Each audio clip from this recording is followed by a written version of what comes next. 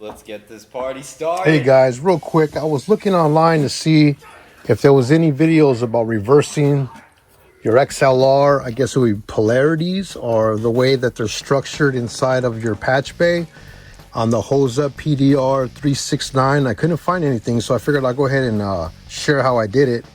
And you'll notice here I have male, 10, 11, and 12 are male, and the rest, it comes stock with them all being female.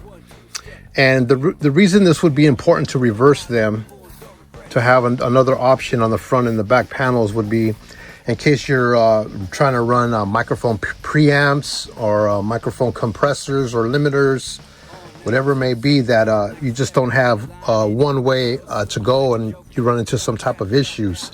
Again, this Hosa PDR 369 comes with the bottom faceplate removed already, so you can actually see inside. And the good thing about this particular model is nothing's soldered in, so you pretty much just get your standard Phillips screwdriver and unscrew here the front. Like this one, I'm going to do number 9 here, and it comes out fairly easy. You take the screws off there, one screw, another screw here.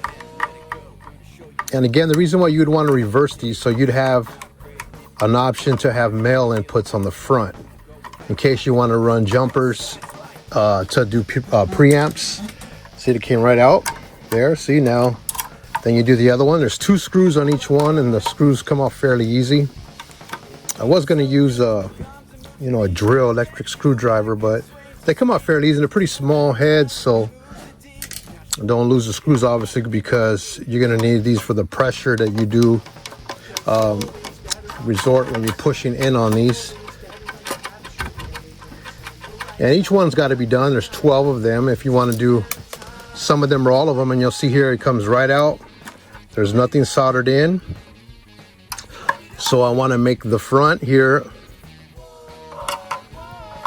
a female, I believe, or a male, I'm sorry. And then screw that back in there. So you'll see there's holes there, they line up.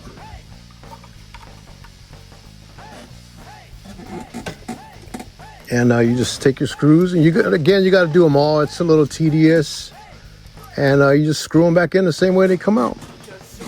Fairly easy. I didn't see a video. I was hoping that it was nothing soldered together. I know some of them, like maybe the ART, the ART, XLR one. I'm not sure if that one actually might have something soldered or not. I'd have to look into it. I don't know for sure.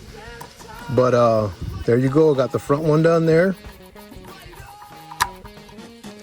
And then I did drop the other screw there. I got to find that one. And then the back, do the same thing. And it's got the lockable heads there, which will work. So I've already reversed them like that. And that's the way you would reverse them on the Hosa PDR 369. So you'd have the option again to run your microphones in, jump. Then if you have all your preamps hooked in the back, your preamp, whatever it is, your compressors. Like I have one of these, the replica LA2A, the warm, the WA2A, among other ones I have there, and some over here to this side.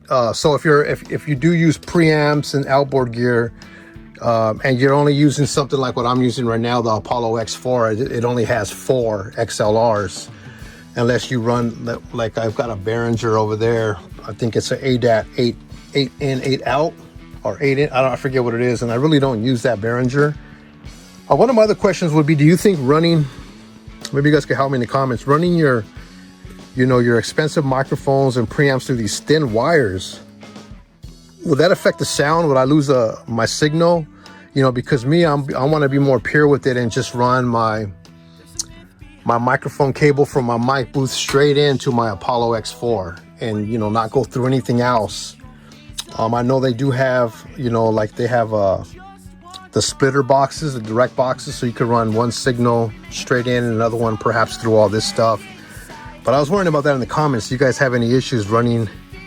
And I am using Mogami cables now for all my audio signals, whether it be to my speakers or into my my gear. But when I'm using just regular 1/4 inch patch bays or something like that, I usually don't use Mogamis on all those, because I would need 24 of them. But again, that's how this video, a short video on how to reverse, so you can have both male and female on the front panel, and then male and female on the back. Hope this video was helpful. Very simple if you're looking to get them. This is a very inexpensive XLR patch bay. It's only one directional, so which means whatever you plug in here goes straight through and back out. This will be good if like you have like the Apollo X4, and instead of going behind there all the time and hooking everything up, you can put this in your rack mount and just hook up your stuff there. And it's also good in the way where you can hook up your preamps in the back and then jump them from, like, if your mic's coming in here to 12 and you want to use a compressor, you go here, you jump it to 9, then from there the back you jump it to 1 and go back out to your in my case would be the Apollo X4. So that's how you would do that. Yeah, again, thanks for watching, and I hope this helps out.